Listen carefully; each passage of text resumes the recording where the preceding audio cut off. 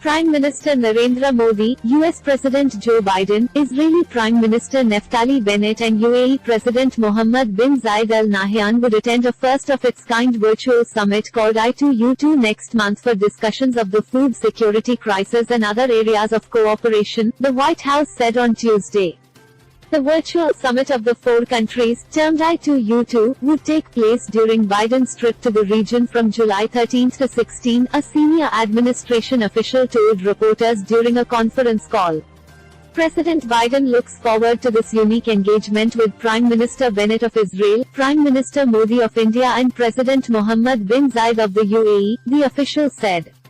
Biden will visit the Middle East region from July 13 to July 16 with stops in Israel, the West Bank and Saudi Arabia, and engagements with nearly a dozen counterparts from across the region and beyond.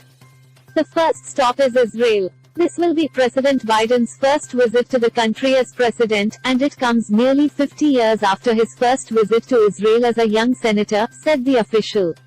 During the trip, Biden will engage with nearly a dozen of his counterparts in three stops: Israel, the West Bank, and Saudi Arabia. It is part of this clear sequence of global engagements at an important moment, the official said. It demonstrates, we believe, the return of American leadership to bring countries together to address common threats and challenges, something the US can uniquely do. And with new frameworks that aim to harness unique American capabilities to enable partners to work more closely together, which is essential to a more secure, prosperous and stable Middle East region over the long term, the official said.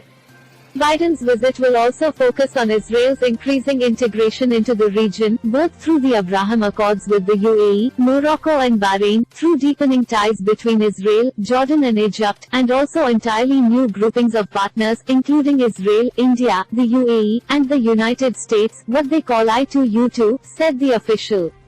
We consider these initiatives central to our strategy of empowering partners and encouraging them to work more closely together, which will lead to a more stable region and also to Israel's security and prosperity over the longer term.